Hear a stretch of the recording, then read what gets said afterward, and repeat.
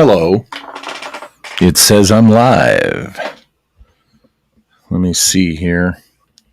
I've got these other headphones. I don't think I need these. Well, yeah, I don't think I do. I think you guys can hear me just fine. And let me bring up the chat so I can see. Hey, y'all. Welcome to the Walter Bosley channel. I'm just getting back here after being gone. We got back from our trip a few days ago. I'm guessing you can hear me well, right? I don't have my headphones handy. Sounds good, it says. Johnny Side says. So there we go. I'm going to go to big screen mode. And this week, I'm going to do a little solo on the Trans-Temporal phenomena issue. Because on May 17th, my special guest will be Joseph Farrell again, talking about trans-temporal warfare. And I know it's like that subject. This week, I'm going to discuss Tesla and Mars. And before I get started, I want to remind you that Lost Continent Library publishes some very good material on Tesla and Mars. Some very interesting ideas embedded in fiction. This book right here by Sesh Hari is, as I've been telling you, getting closer to being a hardcover release, the first hardcover release from my label. And I'm looking forward to it. I am taking forever doing it, but it's because I want it done right. Both Sesh and I want it done right. We want it to be a very special volume. So I'll be referring to Wonder of the Worlds throughout this discussion. And of course, it's a trilogy. The big one in the middle here is, wow, as a second act should be, it's darker than the first. And you can see how thick this book is. And then, of course, there is the Lost Pleiad. Now, eventually, all of these will be available in hardcover. But for right now, we're just coming out with Wonder of the Worlds first in hardcover. Now, what is Wonder of the Worlds about? Well, Mark Twain, Nikola Tesla, and a very young Harry Houdini all journey to Mars in 1896 aboard an airship designed and built by Nikola Tesla.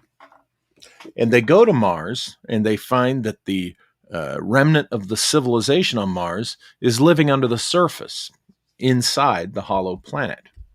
And they have to go there because Martian agents had traveled to Earth, and from the site of the 1896, the 1893 Chicago World's Fair, the Columbian Exposition it's called, these Martian agents steal a synthetic crystal from Nikola Tesla's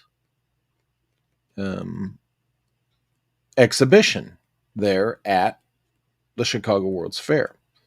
In fact, there is I don't think it's in here. This book is illustrated by Sesh Hari himself, by the way. I'll show you one of these. Here's one of his illustrations.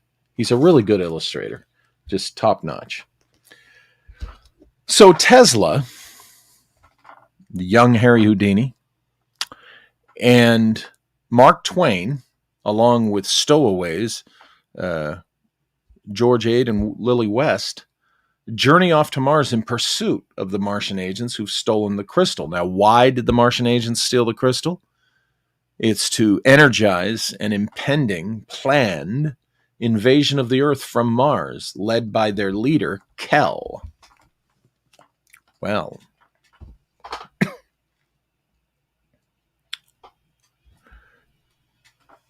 it's a very interesting premise for a novel, inspired much by Sechery's research into Nikola Tesla and some of the lore surrounding Tesla, not the least of which is this legend that in 1903, a Tesla designed airship commissioned and constructed by unnamed mysterious, this is a squeaky chair, you'll have to excuse me, financiers, rich men, journeyed to Mars, left this planet at least with the intention of going to Mars. This legend has always intrigued me. Now, there is a book, Nikola Tesla, Journey to Mars, by Sean Castile, that really is the source for most people on this legend. Okay, and the subtitle, it asks the question, are we already there? Well, a gentleman, another researcher named Tim Swartz, had a lot to do with the research on this book. Now, I'll tell you, there's stuff in there about jump gates and you know, things that are obviously a part of the bullshit secret space program time jumping nonsense that was popular in the last 10 years before it all fell apart under the weight of its own crap and the lack of character of its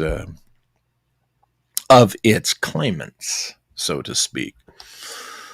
However, as you know, I don't believe in throwing the baby out with the bathwater, and I think that there's a useful nugget of truth, often, not always, but often to be found underneath the crap. And here's what I found out about the Journey to Mars book, which I think will educate this discussion that I'm going to get into. My understanding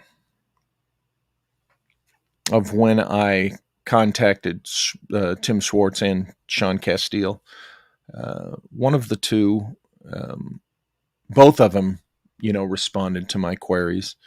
But what I learned was that Jim Keith, if you remember Jim Keith, a very respected conspiracy researcher and author, kind of a working partner with Ken Thomas, for all of you who are familiar with Ken Thomas. Jim Keith, there was an email that I think Jim Keith sent to Tim Swartz, stating that he had heard from a source this story that Tesla had designed this airship that was built by these unnamed rich men. And the group that built it attempted to leave this planet aboard this airship. Their intended destination being the planet Mars. Now, the fact that this reportedly came from Jim Keith makes me willing to, consider the possibility that there's something to this story. Because I don't think Jim Keith would have forwarded such a claim if he hadn't given it some serious thought and he hadn't considered it to be a worthy claim. Okay? So there's that. But then also, in Castile's book, there is a reported statement by Dr. J. Allen Hynek. Okay, we all know who J. Allen Hynek was. And I'll read this section from Journey to Mars by Sean Castile. And this section is titled A Puzzling Statement by Dr. Hynek. Through the years, I've heard other very similar stories from different sources. I next heard about the idea of a Tesla Mars project, as I've come to call it, from the late J. Allen Hynek, the Air Force's public spokesman on UFO sightings. In 1984, I was working at a television station in Dayton, Ohio, which is the location of Wright-Patterson Air Force Base. I'll vouch for that. I was assigned to that base for 3 years. Back to Castile's writing. That year, the Air Force Museum opened a very small exhibit about Project Blue Book. And when I say exhibit, I mean it was a little glass case with a few pictures and a copy of the final published paperback book. It was almost laughable. But when they opened this exhibit, they had J. Allen Hynek come over and give a talk in the museum's auditorium. So I got the chance to interview Hynek for the local newscast. At the end of the interview, as I was packing up the camera and gear, we were talking about television technology and how things work. And we got to talking about Tesla and his involvement in developing what would later become television. Hynek brought up the subject of the Tesla Mars project. And I was like, what?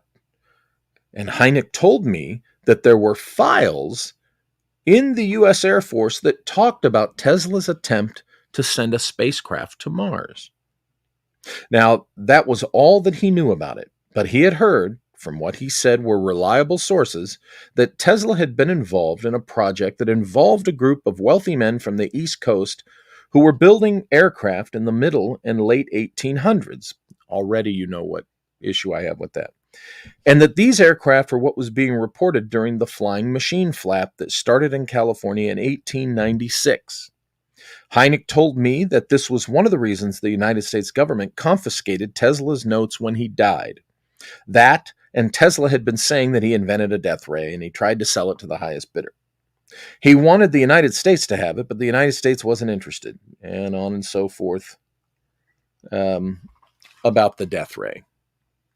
So, clearly, we have a reference, a mixed reference to the Sonora Aero Club and the 1890s airship mystery. It's possible that there were a group of men, wealthy men, on the East Coast who were building flying machines, because Charles Delshow, the source of the Sonora Aero Club information, precursor to the 1890s airship mystery, says in his journals that there were other groups falling under the general sponsorship of the mysterious NIMSA. So there could very well have been a group back east, but the issue I have with that is when you really dig into more accurate information on the Sonora Aero Club and on the 1890s airship mystery, you realize that what was being witnessed and reported were likely from a West Coast or Western United States source. Okay. And anyway, so there's that. Excuse me for being kind of a little slow on the start here. I'm just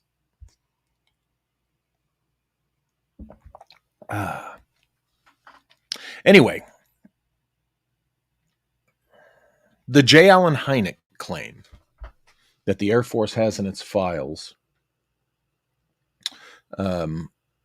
some mention or record or reports of Tesla designing and building this airship that someone attempted to leave the planet. I guess we're to assume it's in 1903, the other year that, you know, the Jim Keith information associated Tesla with such an event. I'll tell you, when I hear about this stuff that is supposedly in um, the Wright-Patterson files, I tell myself that I wish I would have known that when I was there, because I had the clearance and the authority to have looked at that stuff. The specialty I was in, what a lot of people say, but Walter, you were an OSI agent. What did you have to do with technology? Even under program protection, you're just briefing on the people who handle technology on how to avoid being the target of an intelligence service. Well, there's a little more to it than that. Aside from the fact that if you're briefing a program and if you're briefing the personnel of a technology program, they like you to be briefed in on the things that you may be exposed to in the course of any briefing you give, meaning when you are physically at the unit plant, so to speak, or in their offices. But also, should a counterintelligence issue arise, say they're worried about having a spy in the unit or a foreign national getting their hands on some secret information and technology that they're dealing with. You kind of have to know what's missing. You kind of have to know the context of what may be involved, what the bad guys might be after in order to catch them. So there's a big reason why you need to be briefed in on the technology. However, taking it a step way further, my specialty at Wright-Patterson was counterespionage operations. Okay? That's double agent ops. And that brings the agents very often into intimate contact with advanced Air Force technology. Okay? Hundreds, in some cases, thousands of pages of documents that are TS and beyond level. Okay. That you're looking at many times every day. You're seeing it. You're looking at the stuff that is TS and beyond. No exaggeration. When I was chief of the CE Ops branch at Wright-Patterson, yes, I was administratively assigned to Detachment 101, Air Force OSI at Wright-Patterson Air Force Base. However, and even though the detachment commander there would write my performance evaluations, and I would, and I was one of his junior officers, my unit wasn't located with the detachment office. It was located in another building. Okay. And operationally, the branch received its marching orders from OSI headquarters and received coordinations from CIA, NSA, FBI, all of those, the alphabet agencies, depending upon the particular circumstance. Now, there's a little something I won't go into too deeply. You can read about it in open sources if you find them. It's called passage material, okay? And therein is where an agent like myself, in that specialty, would have daily exposure to some pretty advanced technology, okay? From the documentation, we're talking the schematics, all the science and math involved in it, all the, descriptors of what this thing does, its potential, even the classified sensitive levels that the public never hears about. In other words, when you're told about our latest, newest aircraft, you are not told the truth. The public is not told the truth about the ceiling of that aircraft. Okay. The public is not told the truth of the full measure of the abilities of that aircraft. Okay. for obvious reasons that, you know, you don't want the enemy to know too much about your capabilities. Well, in the position I'm talking about, you see all that stuff. You learn the true extent of what a particular aircraft or platform, um, you know, can do. So, needless to say, um, in that capacity, I and the guys who work for me, depending upon their clearance level, because, you know, different people have different clearance levels, even within the same unit. Okay, I wasn't really authorized, or I'd never felt comfortable even mentioning the acronym SAP or SAP, Special Access Program. But that is exactly what it was I was in. But we weren't supposed to mention that. You know, if someone in the course of duties or whatever, for whatever reason, asked, you know, yeah, I have a TSSCI clearance. Okay, that's top secret, and SCI, you guys know what that is, and that's where what we call your tickets come into play.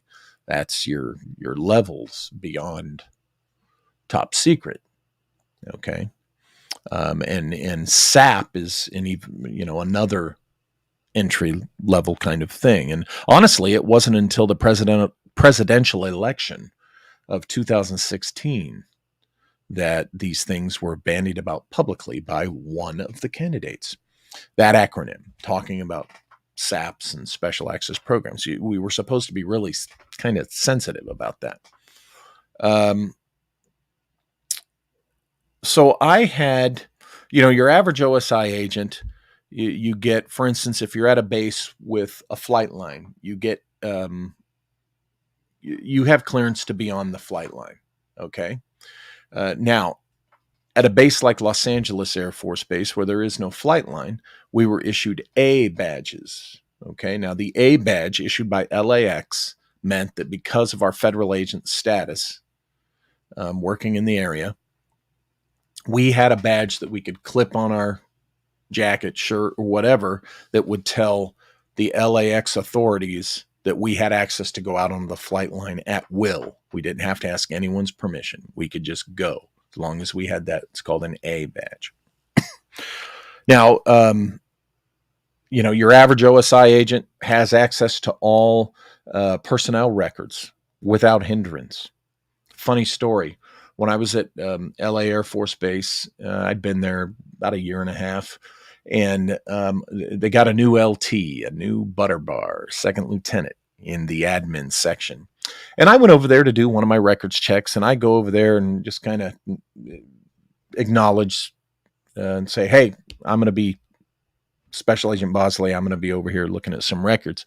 And just as I go to open up the cabinet, this enthusiastic butter bar comes up and moves in between me and the cabinet and slides his arm across the cabinet door and refuses me access. I'm like, excuse me, Lieutenant, but I showed him my OSI badge, and he says, you're going to have to, get permission to look at these records. And I kind of looked at him and I said, you know what, I'll be right back. Went over to back to my office, pulled out the Air Force regulations, and I'm standing there with the regs book at the copy machine. And my boss, she comes up and says, what you doing, Walter? And I said, I have to teach a lieutenant a lesson about the regulations. And she smiled and said, okay, do your job. And so I took the photocopy of it's the first page in the OSI, in the Air Force regs relative to OSI. First page, what OSI agents have the authority to access unfettered. And I highlighted the part pertinent to personnel records, unfettered by order of the Secretary, by authority of the Secretary of the Air Force. So I walk back, I drive back over there, I walk in, and the young butter bar's at his desk in his office, and I quietly kind of slide the photocopy with the highlighted portion right there on top of the document he's looking at. And I say, you have any questions? I'll be out there looking at the records. And he picks this thing up, and I go out there and I'm pulling the records I need to pull, and I see him scurry next door to his commander's office, a major. And she kind of looks at him and says, "Wait, what, Lieutenant?" And she says, "He's OSI. OSI agents are allowed to do that." So he, you know, walks back over, kind of confused. And anyway, that is an example of, you know, the authority and access that you have. Well, I could also go to the vault. We have multiple vaults at Wright-Patterson and simply request to see a document. And as long as it was within my ticket level, my clearance level, which, you know, not a lot of people on that base had a similar clearance level. There's a lot of engineers whose clearance level went beyond mine. I can tell you that. You know, the guys designing this stuff, right? You know, and the technicians, you know, working with it. But in fact, I'm trying to think what other OSI agent in my detachment. I don't think there were any that had the same level that I had, except maybe my commander. And you know, a couple of the guys in my branch, you know, but you get the point. So I could have gone over to the vault at Wright Pat and requested to see anything to do with Nikola Tesla. Now, the story is that Hynek saw files, or claimed there were files that the U.S. Air Force had on Tesla and his airship and a journey to Mars. I would think that something like that might have been classified beyond being in a Wright-Patterson vault, to be honest. That would be my best guess. But it sure would have been nice to ask, to go in there and look for it. I did find the electrogravitics document that was making its way around UFO conferences some years back. I did find that in the vault at Wright Pat. And I learned some other interesting things about Air Force technology that I didn't know while at the vault. But it coming from Hynek, I want to say that I take it a little more seriously than I do coming from the usual sources that we get stuff like this from in our community. Now, I think we may have been looking at this Tesla Mars thing in the wrong way. We often think that Tesla, as popularly reported, received messages from Mars, and that this was a space travel extraterrestrial issue, and that's it. But I've been thinking about this trans-temporal thing, and I've been thinking about the discussion that we had a couple of months back with Joseph Farrell and Seshari. And I wondered if Tesla could have been picking up a signal from Mars of the past. What if, as discussed a couple months ago, and will be discussed again to some extent on May 17th when Joseph Farrell is my guest here, what if this trans-temporal cosmic war involved, battles between Mars and Earth, right?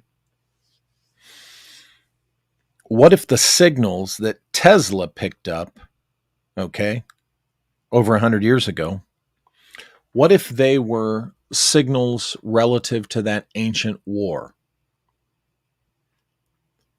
Because think about it, if you are battling across space and time, remember, we discussed the possibility that the 1908 Tunguska incident may have been a strike, okay, from a blast of this pyramid technology, right? Now, whether the attacking pyramid was on Mars, or whether it was at the Giza Plateau, one of those pyramids, the Great Pyramid, I'm sorry,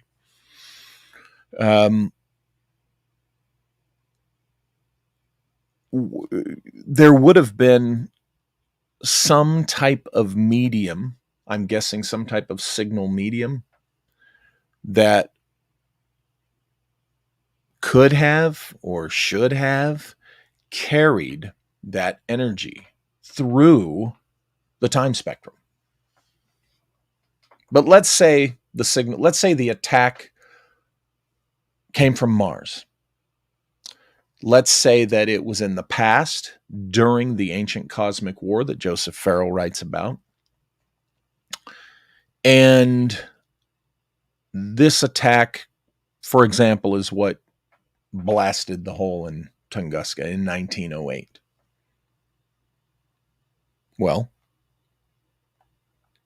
we're talking generally the general era of time that Tesla had been picking up the signals. I believe he picked the signals up prior to 1908. I apologize for not having that thumbnailed here, but I'm pretty sure he picked up, let me check, but it was before 1908, and Tunguska happened that year. Suppose that Tesla, let's go to page 72 here of the Castile book. Now remember, folks, I'm not vouching for this book being all solidly full of truth. I think Sean Castile reported things he read and was told, but there's a lot of questionable stuff that he was told. Let's see here. I was kind of hoping that it would have the Tesla year at the forefront, but it doesn't. Anyway, my point is this. What if Tesla picked up the signal, or a signal, from Mars relative to what happened at Tunguska? That would be astonishing, right, in itself. Because within the context of the discussion we have here on trans-temporal cosmic warfare, you're talking about a communication, not just across space from one planet to another, but across time and space, right? So that got me to thinking, our perception of Mars. What if indeed all these images we receive from Mars really is revealing to us relics of a long lost, likely destroyed surface civilization, right?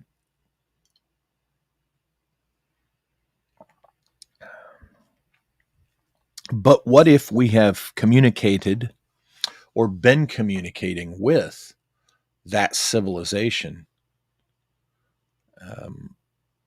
in its time, from its time?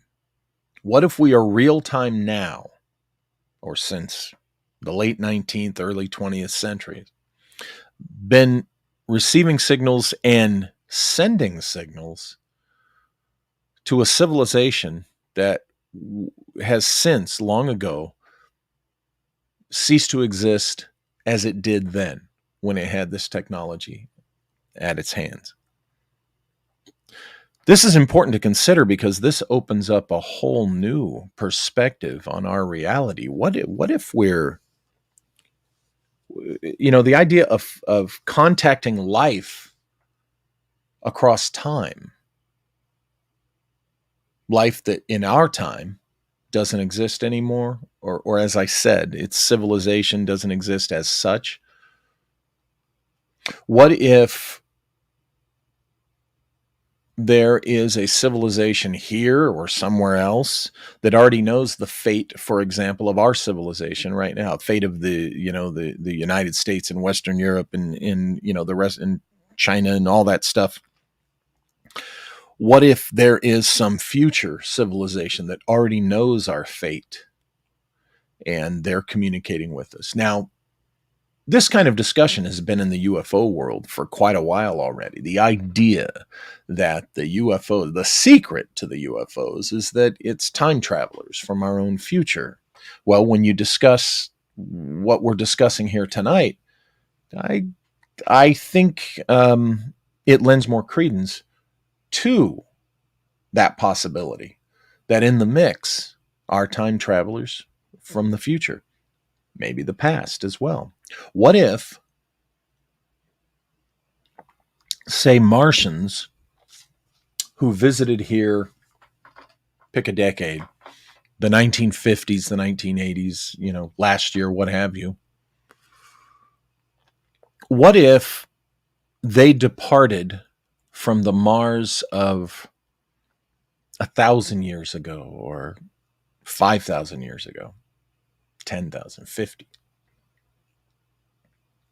Now, we know there's the phenomenon of relativity with space travelers, even though there is reason now to question the firm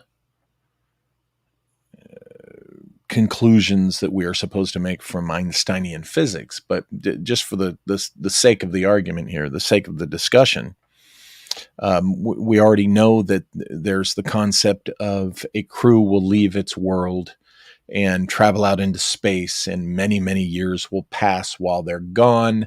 And when they return, all their loved ones are older and on and so forth, etc. But what if we're talking a la the first Planet of the Apes movie, the original from the 60s? What if it's huge chunks of time? And whether they realize that or not is a factor. I mean, imagine that. Imagine if a UFO landed and the crew, they're people from 10,000 years ago. I think that's just as fascinating as if they were people from 10,000 years in the future. The whole time thing fascinates me, as you know. Because if there is trans-temporal warfare, combat, then there's got to be trans-temporal communication. There has to be, just to conduct operations, be it combat or deployment, resource management, you name it. Anybody who's been on a military deployment, what goes into that, and that's on the microcosm scale of what we're talking about here, right?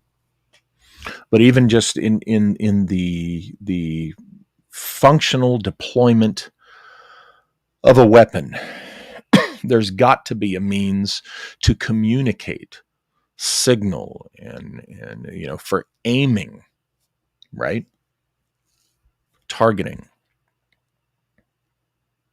So what if the signal that Tesla picked up was the targeting signal for what struck Tunguska?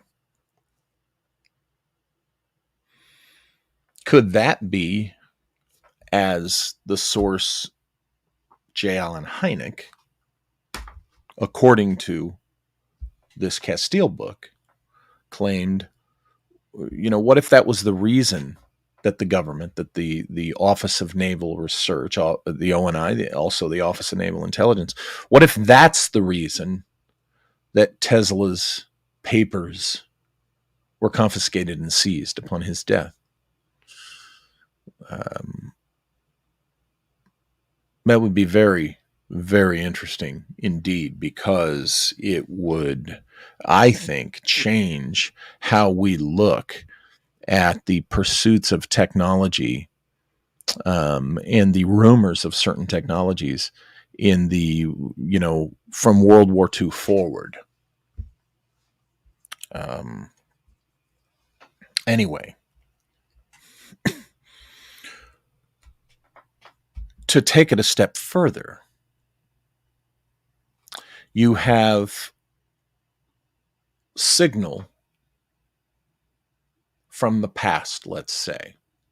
Let's say you have signal from Mars of 500 years ago. Okay. What could you glean from locking on to that signal? You could certainly, possibly, communicate back, right? Maybe not. Maybe just because you received the signal, if you don't have the means or knowledge of how to return that signal in the same way that it reached you across time and space, then it's just a wasted effort. But let's say, for the sake of argument, that we could lock on to a signal from the past. What would we communicate? What would we ask? What would we want to know from them? Would we even tell the sender, hey, we have reason to believe that you're talking to us from 500 years in our past? You're talking to us from our year, how we count time, 1523. When you sent this, for us, Europeans were in their, the Renaissance, right? And around the world, so forth, all the different ages on this world. But now we're in a different world, a different level of civilization, and it's by our calendar 2023. And, I'm sure that they would have, some relative measure of time and such for themselves where we could communicate that. There's the language barrier alone, so the communication some people say it would be, mathematical. In Close Encounters, it's audio communication, right? Tonal, musical tone, relative to mathematics as well. But consider that communication being in what we consider an old language here, a language we would recognize. What if the language from ages ago, let's go back farther than 500 years, let's say it's from ancient times. What if that message from Mars came in, the Sumerian or Babylonian Chaldean tongue, right? Something not used here anymore, but very familiar to scholars. That would be interesting, right? I think Stargate suggested that, if I'm not mistaken. It's been a while since I've seen the film, and I've got to catch up on the series. Our good friend Megalith sent me the entire series of Stargate, which we've started to watch. But this does really intrigue me. The idea across time and space may not just be science fiction in Stargate. There could be, something very real to this, something very authentic to it. And when you consider the information that we do have, it's worth thinking about. It's worth exploring. Now, if we could lock on to a signal sent however many hundreds, thousands of years ago from Mars, when the civilization of the ruins of which we may be seeing through NASA feeds today. What, imagine receiving a signal from that civilization before it fell, before it was destroyed. And again, we go back to the question: should we tell them? Do we have an obligation to tell them that in our time their civilization is no more? It's just crumbled. Now, a lot of people would say, "Oh yes, absolutely, we should." But what if that civilization on Mars was the enemy of our civilization here? What if they were the instigators, the aggressors in that war? Would we necessarily want to tell them of their impending doom and destruction? They might be able to maneuver in their time and defend themselves from what would, from our perspective, have been a victorious attack on them. And if they had the time to maneuver around and avoid the attack or survive that attack, what might they have retaliated with against our planet, our world? How would that change things for us? Would we see before our very eyes things shift to meet the new paradigm? Or would that just, as many people say, create another timeline in which the Mars aggressor maneuvered and survived the attack and, struck back and defeated Earth in this war, to where we, in this other timeline, we, in their future, are the decimated planet with no apparent life on the surface? It's one of the questions you have to ask yourself. Would we necessarily want to tell Mars of the past, of the condition of their planet in our present? Maybe not. Another fun thing I wonder about with the signal, and this comes from a young man named Jonathan Batista, who is a member of Joseph Farrell's Giza Death Star community. And he proposed the idea, the possibility that the signal that Tesla reportedly received from Mars in the early 20th century may have been a communication from the guys on board the 1903 airship to Mars. In other words, what if they made it to Mars and were able to communicate from there? Or what if it was just simply a communication en route? Again, when Jonathan Batista posed that question, I was impressed. That was intriguing to me. What if it indeed was an attempt at communication, from off this planet? Now you say, well, Walter, what about life support systems? Come on, we didn't, as far as we know, we didn't manage to come up with those until what, the 1950s, 1960s. Well, as I talk about in my book, Origins, and others have pointed out, I think Jeremy Rice has talked about this, there's Oliver Heaviside. Now, Oliver Heaviside was the guy who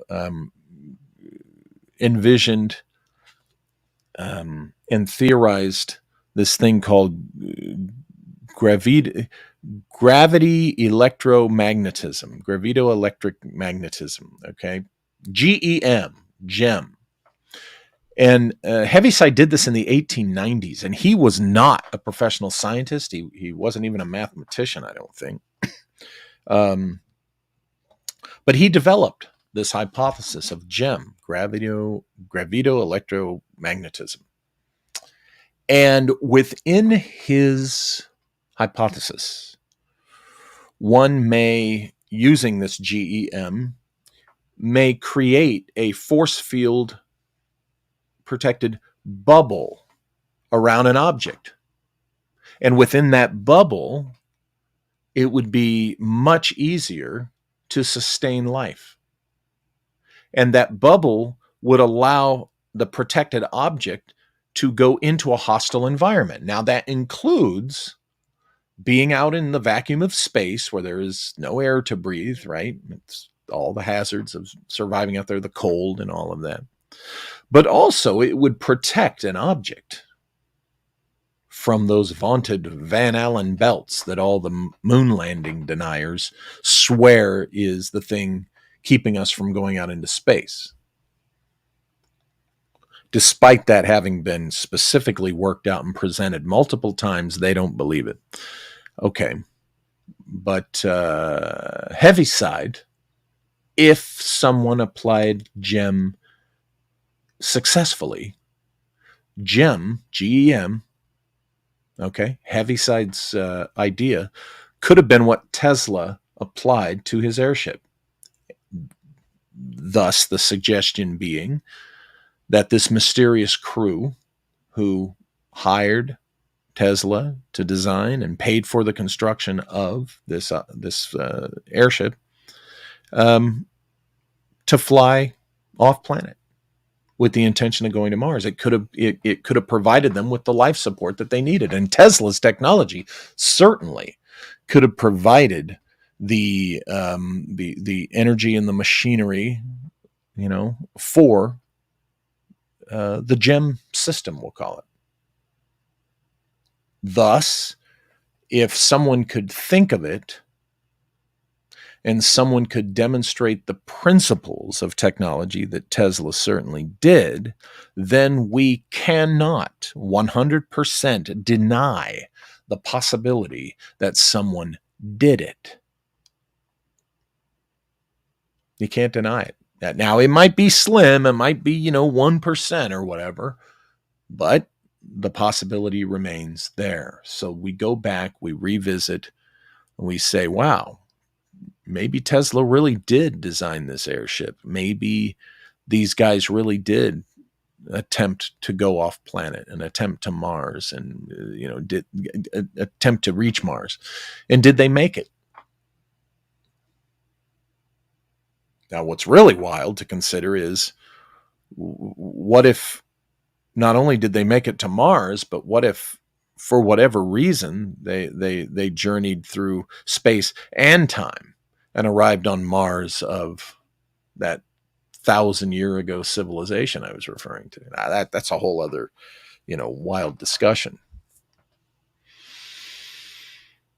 But when you're talking about this trans-temporal cosmic war, warfare between planets, warfare across time, if you're going to be open to that discussion, you cannot be closed to a discussion that Tesla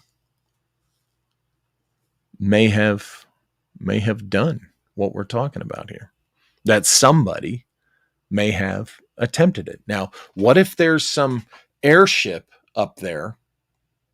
Let's say it didn't work. Let's say they got it in the air, they got it in the sky. Let's say they made it through the Van Allen belts, made it off the planet in space, free of, gravity and all that, and something went wrong, and they perished. Are they floating around up there? Is that one of the secrets? Is that something NASA knows about? The Nikola Tesla designed airship floating around up there with the mortal remains of these unnamed men? Did they attempt to go to the moon first or instead? And is that what's up there? Is what's interesting is, let me see here. Oh gosh, I don't have it in front of me. That's essentially the plot of H.G. Wells's First Men in the Moon, right?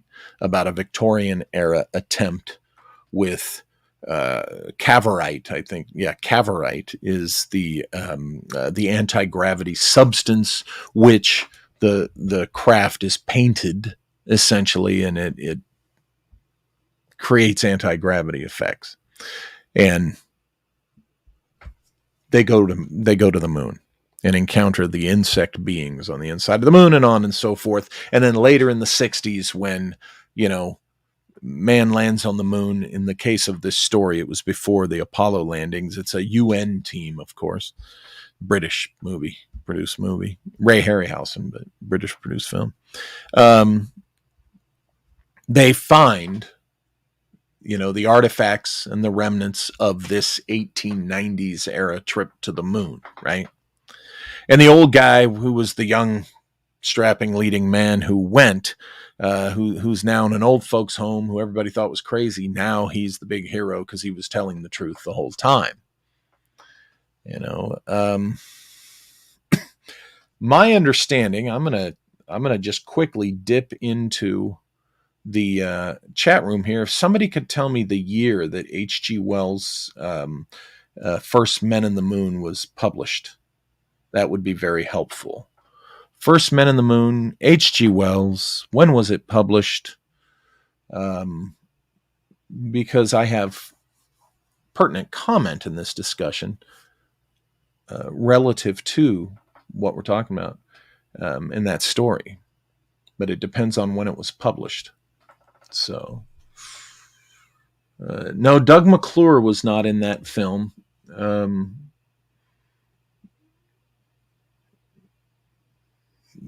It was Edward Judd, I believe. So, somebody, I guess I could look it up on Google. Let me see here if I can. Nope, I don't have it at hand. First Men in the Moon, First Men in the Moon, going once, going twice. Somebody please tell me the year. Thank you, WP Gen Light. Okay, yeah, thank you, WP. Wait a minute.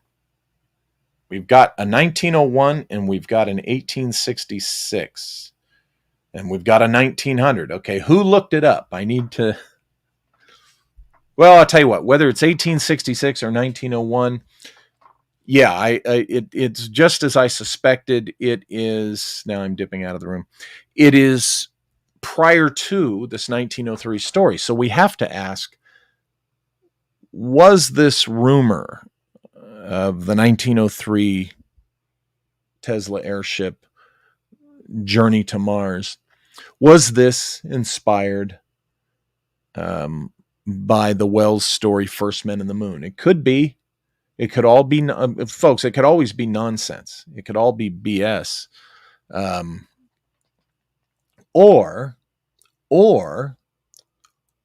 what if Wells was inspired to write the story with the cavorite and the anti-gravity and all that because he had been hearing about the airship mystery stuff, and maybe he heard from some source about the Del Shao and Sonora Aero Club stuff from another source than Del Shao. The public didn't know about Del Shao's stuff until the 1970s, 1971, okay? But what if Wells, through different sources, had heard tales of this? And of course, the 1890s airship mystery was very public back then while it was happening, obviously. And what if these gentlemen were inspired by the Wells story? You know, well, hey, Wells writes a story about these guys in a wooden ball-shaped ship who zip up to the moon. We'll go one better than that. We'll get Nikola Tesla to design a much more sophisticated airship for us, and we'll go to Mars, right? That's possible. No matter how slim it is, it's possible and therefore must be considered. Okay, but what if somewhere in the middle is true? What if they did crash on the moon, and maybe that's what they're hiding from us, or among the things they're hiding from us on the moon is the Tesla airship, right?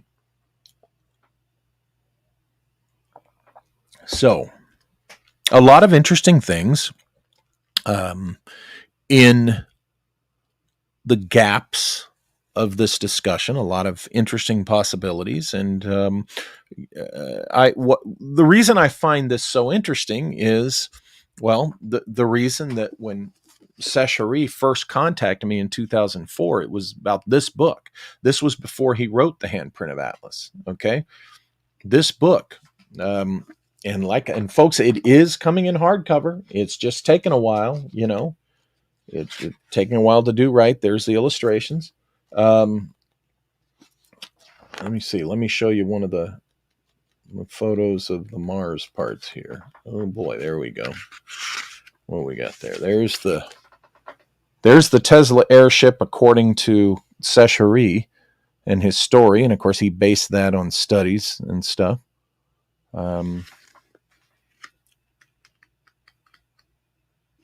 Let's go back to another shot of the airship. Ooh. Okay. Come on, it should be next. Here we go, right here. There's a shot of the Tesla airship flying over the ruins of Mars. Okay. So that gives you a little visual on the possibility. But this is something that this general discussion I take very seriously. I'm looking forward to having Joseph Farrell on May 17th. Folks, big show. Don't miss it. He's going to be back. I think Jeremy Rice is going to be with us, and I'm working on one other person, and we're going to jump into this discussion again and take it farther than we took it before. Trans-Temporal cosmic warfare is something that we will be revisiting a lot here at the Walter Bosley channel. So I will go to the chat room as we are an hour and a minute into this. Now, remember, folks, please put questions in all caps. Let's just go all caps, not just the @WalterBosley thing. Please, if you want me to see a comment, if you want me to answer your question and see your question, you got to put it in all caps. And we have our good friend David Path, and he says, Tesla sent a greater than light speed ray into space in 1899. It was sent only from the Colorado station, did not receive. Okay. And, he could only send from the Colorado station, not receive. Guglielmo Marconi, received a response. Something about the letter V. Oh, the response was the letter V. And then in 52, subsequent to that, of course, there were the ships over DC. This is very interesting. We have to look at Marconi. Excellent point. David Path. Megalith asks, wouldn't they have tested the 1903 ship on smaller trips and short jumps before trying for Mars? I don't think that's unreasonable, Megalith. That's a good question. So perhaps the idea that, I would go to the moon first, wouldn't you? That's what I would do. I agree with you. So maybe that's part of, what they were looking for, or what was found, or what's being hidden on the moon from us. Crypto Alchemist asks, oh, for crying out loud, I hate when this jumps.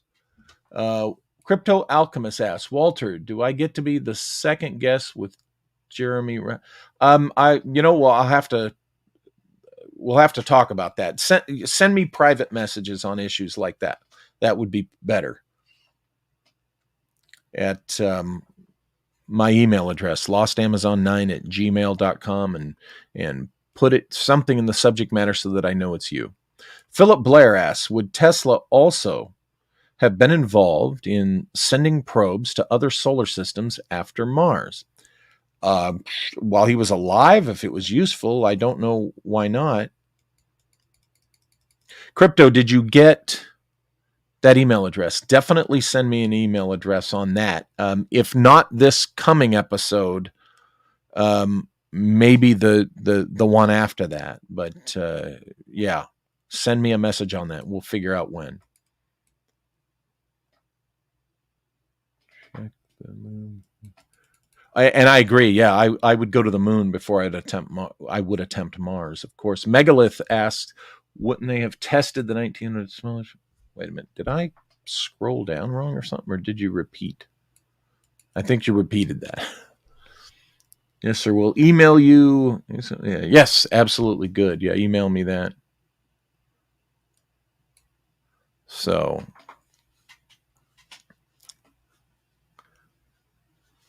anyway, David Paff says Gordon Gray was involved.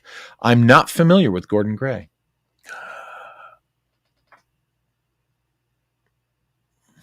Brian Evans says he's been on the dark side of the moon since 1973. I suspect I know what he's talking about.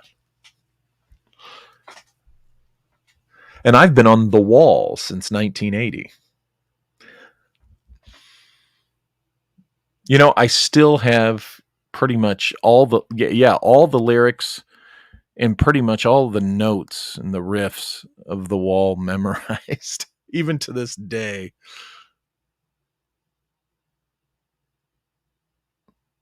I don't know the answer, shameful. Michael Woods McCausland asked, did Tesla's coils increase his reception? I don't know. Remember, I'm not a technical guy. I'm more of a historical investigator. But maybe, that's a good question. Maybe they did. Maybe the coils were something. Michael Woods McCausland. That's a very good question. It's worth looking into. Thank you, Jonathan Freezy. Shelley P. Walter, so it's possible to get around the Shelley. Shelley, let me tell you something. Just so you know, I don't waste a lot of time on the discussion about whether we can get beyond the Van Allen belt and go into space, or whether we went to the moon, because it's been sufficiently proven and demonstrated that we can, we have, and we do. So, I just don't like to expend a lot of energy on that discussion. But to answer your question, yes, it is. Anyway, I can direct you to some books that might explain it better. David Paff, shocking. This character was deputy CIA director and name appears under Forrestal's on Magic. Well, okay. It's oh well. I probably within a different context would have recognized Gray's name, but the Magic documents, they're controversial. But no, I just, off the top of my head, I didn't know who Gordon Gray was. Crypto Alchemist, do you think Tesla's death ray system had to do with Tesla flying craft propulsion system? I don't see why not. I don't see a problem with the idea that essentially Tesla was producing multiple tools and products really off of the same technology, right? I mean, Joseph Farrell and Dark Journalists were discussing this, I think, recently, and Joseph made the comment that the very same technology, like you're just saying, the very same technology that would have powered his flying craft, just tuned up more intensely and applied differently, was also destructive power. So sure. Yes, I'll answer that. Yes, Crypto Alchemist. Thank you, Brian Evans. Mark Steele. So you don't need no education.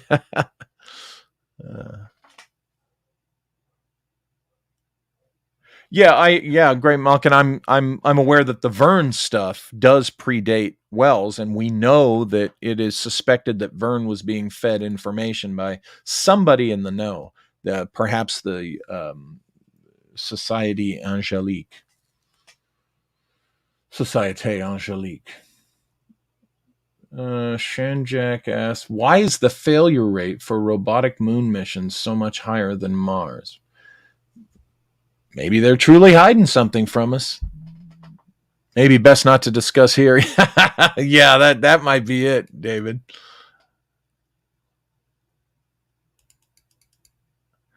Simone Nyman says Ezekiel's spaceship could have come from Mars. Indeed, it could have. You're right, Simone, it could have. David Paff says Jim Mars' last chapter of Alien Agenda is on my mind. I'll have to jump over and take a look at that tonight. Oh, thank you, April Chrisman, for bringing up the von Braun novel and Elon on Mars. What if Elon traveled from the future, traveled from a future Mars, right? Isn't that an interesting possibility or discussion, at least? Philip Blair asked, what did Marconi really know? Well, that's the question, right? Vague memory. I might be misremembering. Didn't Tesla give a journalist questions for Marconi that he knew Marconi wouldn't be able to answer? That's intriguing. I don't recall hearing that, but boy, wouldn't that be intriguing to know what those questions were, or if that was true. So I appreciate you guys being so patient with me today. Yes, I am a little tired. We, of course, returned from Montana, just a few days ago. It was a 3-day drive, and you saw the pictures posted, of course, at the on the community tab here at the Walter Bosley channel, and at my Instagram and my Facebook and such. And I've been busy. We've been busy since we got back with doing stuff around here, and today it's catching up with me a little bit. So I am a little less of my normal Walter energy, just from being a little tired. That's all. Ari Bavel says, so Elon was just using long-term parking for his convertible. Yeah, exactly.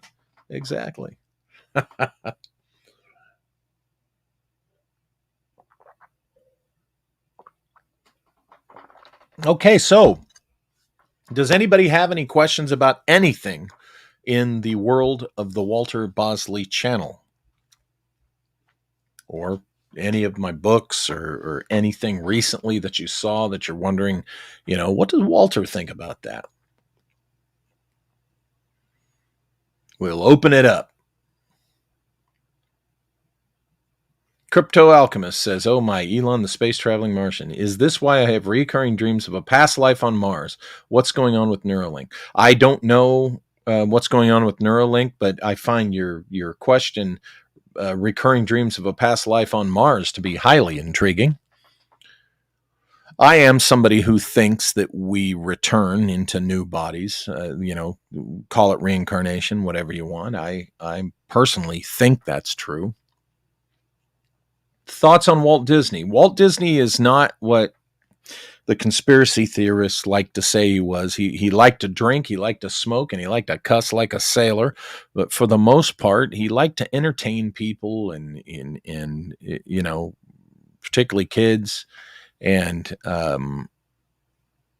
anything heinous or evil or questionable that you can point to relative to Disney, that came long after Walt Disney was gone. Okay, that came really starting with the Michael Eisner era.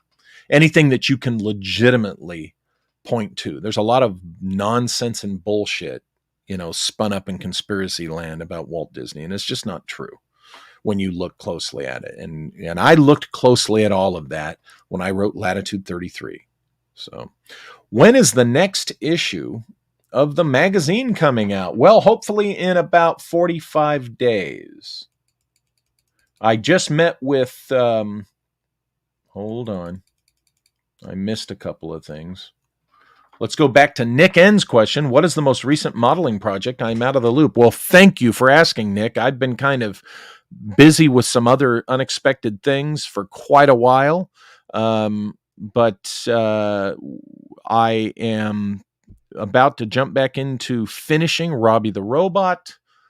I did work on display of the model kits, displaying them around the house in new places, hanging aircraft and spacecraft, and putting on shelves, ground things and figures. I just right before the show was discussing and making decisions on the painting of the C-57 Star Cruiser flying saucer, which is 3 feet in diameter almost, that I got from our good friend Cardinal Sin. I was just discussing right before the show and making notes on the painting of that flying saucer, that giant flying saucer model. So I'll be jumping back into the model work here this summer. Yes, I'm still working on the Kaleidoscope Grimoire film. And there's going to be, more of that coming. But I haven't forgotten the model building. It's just sometimes you go through, periods and phases where you got to do other things. But I'm anxious to jump back into it. Anyway, back to Gustavo Garcia Echeverria's question about the magazine. The next issue of LCL Magazine will feature new articles, new fiction. I just met with David J. West. Look up David J. West. This guy is one of the best pulp and genre writers out there. You guys really ought to read his stuff. I met with him while in Utah. Had a great meeting with him there at the coffee shop and a Barnes and Noble. And he's going to be writing some stuff for the new issue, and we're both looking forward to his contribution to that. So Lost Content Library magazine will be coming out with another issue. I'm hoping in about 45 days. Let me see. Philomath 360 asks, Walter, what are your thoughts on the upcoming moon missions in 2025? It's about damn time. That's my thoughts. I personally, folks, I think we've been going there secretly anyway. You guys know what I think about that. I don't believe in the secret space program bullshit nonsense we hear about in this community. I do not believe anything that Corey Good or Randy Kramer and any other jackoffs of that ilk claim about a alleged secret space program. I do advocate that we have a classified manned space program, which is a different thing than what those bozos claim is real. So I think we've been going to the moon, but as far as returning to public, or publicly known missions, we're overdue. I'll tell you what, we should focus more on doing things like that than on some of the things we do spend government money on. So here we have Michael Woods McCausland says, Tau House 9, 2023, we shall be gathered. Okay. That's kind of cryptic to me, Michael Woods McCausland. What are you talking about? Brian Evans refers to old souls. Yes, the reincarnation thing, right? A lot of us are old souls. Simone Nyman asks, did the Nimza technology come from an off-planet race? Long ago, I think that, something that led to the Nimza, the so-called Nimza technology, came to us from somebody who came from elsewhere. That's what I think. That's my opinion. Occult NASA patches. That's an interesting topic. Philip Blair, to publicly expose Marconi as a thief, having stolen Tesla's IP, patenting it as his own. Tesla wanting to demonstrate that Marconi didn't understand tech he'd patented. Yeah, there was controversy there. You're right. Some tension between the two, obviously. Crypto Alchemist says, long before they made them in the movies in 37, these dreams started when I was 5. Had dreams of Mars. Oh, wow, that's interesting. Mark Steele, listen to your radio show. Collins Elite episode reminded me I had from Shimmering Light. Your Roswell theory seems like Nick Redfern Air Force High. I disagree with. I just simply disagree that that's the answer to Roswell, Nick's thing. I think it was more, and my theory is something that's completely different. Um, but it is just a hypothesis. I could be wrong.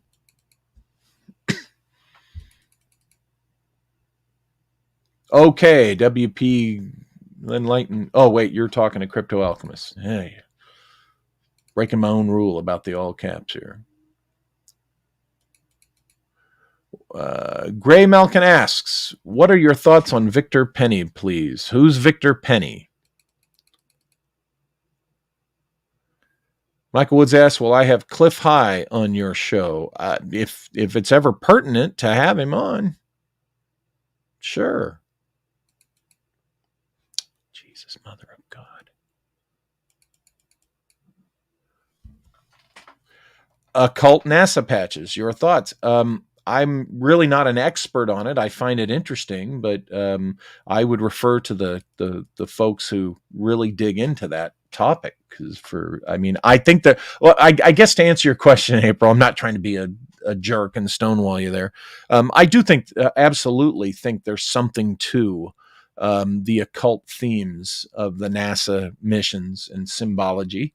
I think that Hoagland and Barra in their book, where they talk about the occult themes in the dates selected and the locations and other minutia of the Apollo missions. I do think there's something to that, but I'm not really the expert enough to jump into that. But I do think there's something there.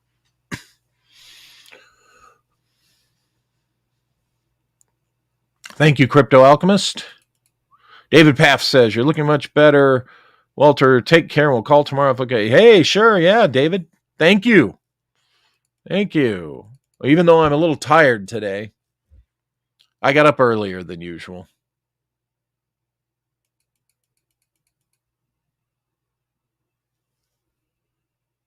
Mark Steele says, "I did a little research on something related to shimmering light. Can I email you regarding?" Yes, absolutely, Mark.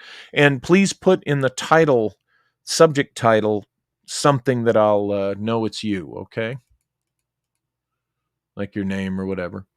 Crypto Alchemist. It would be a great conversation, Walter Bronson and Cliff High. We could have a good one. Yeah, we disagreed on some things in the past, but that's I don't find it prohibitive for me to have him on.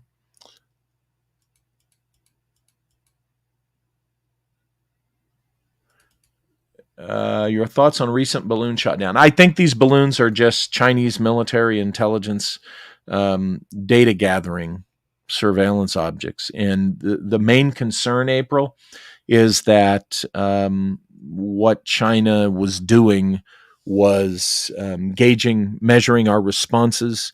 And let me put it this way: the kinds of things you do when you're designing or preparing a military strike. Okay. I'm going to have more to say on what I think we're facing fairly soon here, but I will tell you that I think we're facing an attack of some sort in the near future.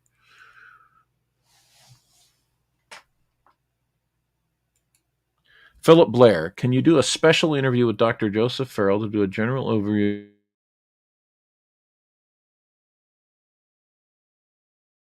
of what now he's going to be on May 17th, folks. Don't forget, May 17th. That's not a Sunday. That's a midweek special episode where Dr. Farrell is on again discussing trans-temporal cosmic warfare. This is going to be an exciting episode, people. This is good stuff.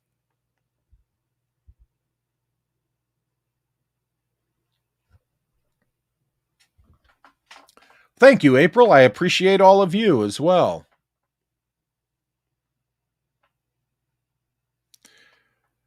Oh, let me think. Now, remember also, folks, tonight, okay, from 9 p.m. to midnight Pacific Standard Time, Malia Malia Grimm, her show will be at the Independent Broadcast Network tonight, live. Her show, Grimm Scene Investigations. Go check it out at independentbroadcasting.com. That's 9 p.m. to midnight Pacific time, PST, at independentbroadcasting.com. Please go check her show out and take a listen. And these radio shows we're doing, I do mine on Fridays from 6 to 9 p.m. PST at the same network. It allows us to talk more in depth than certainly than I can hear on certain things. So it's not exactly just a repeat of what you hear on this live stream or the special episodes here at the Walter Bosley channel. I make sure that what I do over there is different, and that's Friday nights, a show I call Lost Horizons. But Malia's on tonight, 9 p.m. to midnight PST at independentbroadcasting.com. Check it out. If you miss it, you can go to Spreaker.com and find the episodes. Johnny Side asks, thoughts on the recent cattle mutilations in Texas? Again, I wasn't aware that there were recent cattle mutilations, so I will have to go look into that. Thank you for mentioning these things to me, because, staying on top of everything is difficult, and that's why we have this interaction, so that you guys can let me know when there is something interesting like that happening. The old ones, you are referring, of course, to the old ones of Lovecraft lore. Speaking of the old ones, here's my Miskatonic University mug that I'm drinking from. Water. I'm empty. And you know what? I think when Malia and I go to visit the headquarters of the H.P. Lovecraft Historical Society, if you don't know who they are, look them up. They're located in Pasadena. They have a bookstore, a gift shop, and a little museum.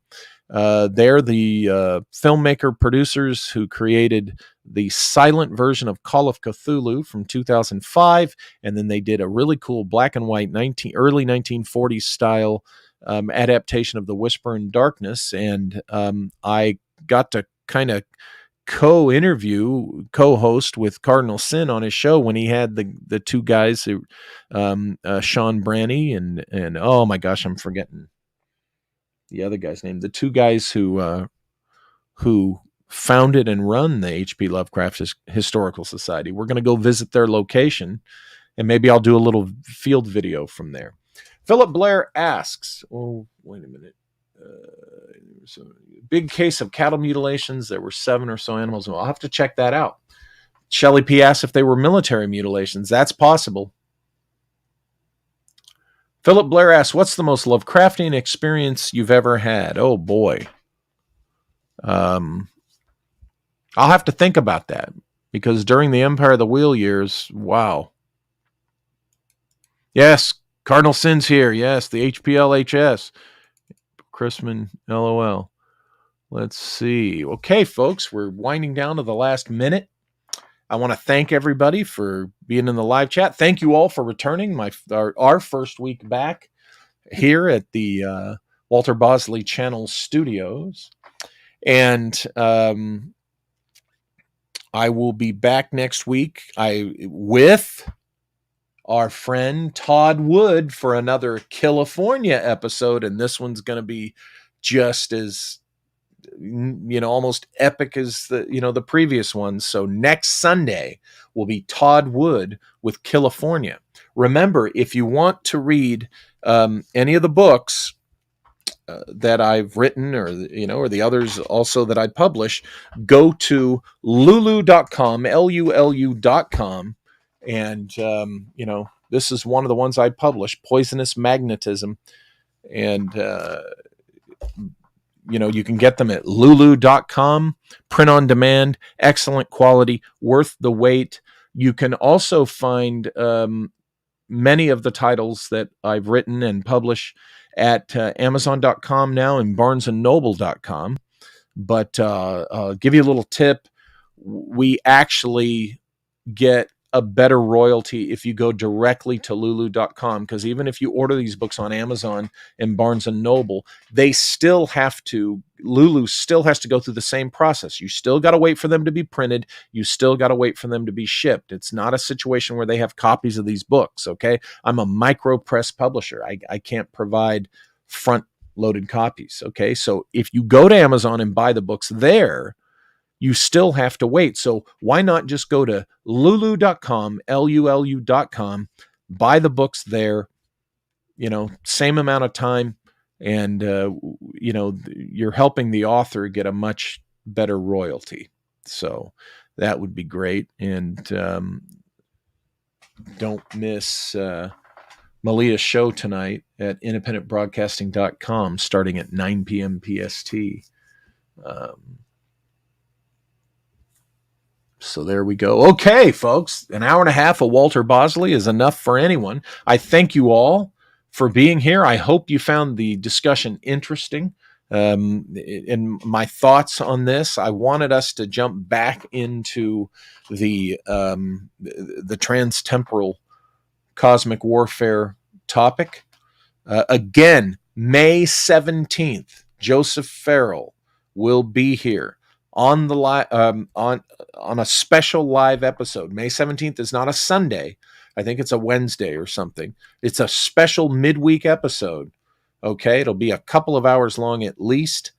So far, Jeremy Rice will join the discussion a little ways into it, and it should be another slam bang episode.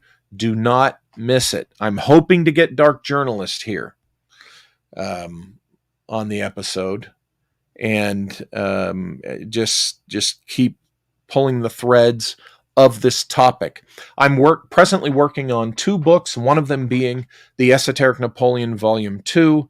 The other one I'm not going to tell you about. It's going to be a nice little surprise. And remember, folks, the hardcover of Wonder of the Worlds is moving along. It's moving along slowly, but it is coming. It will be out this summer. Okay, long overdue. And if you've not heard of the book or read it, you really need to read it. But I think you'll appreciate the new hardcover edition that we're going to come out with. If you're not familiar with Secherie, in the meantime, definitely go to lulu.com and order yourself a copy of the handprint of Atlas, and it'll contribute to your understanding of this trans-temporal cosmic warfare discussion. Okay, and of course, go get the new editions of Joseph Farrell's original Giza Death Star trilogy. Also, lulu.com for those, and get yourself up to speed on this whole trans-temporal cosmic warfare thing that we're talking about. Okay. Philomath 360 says, Walter, please keep up the panel discussions. I look forward to them. I will definitely try to keep those going. And anyway, you guys have a good night. Thank you all again for being here. And we will see you next Sunday with Todd Wood's California Report. So everybody have a good night.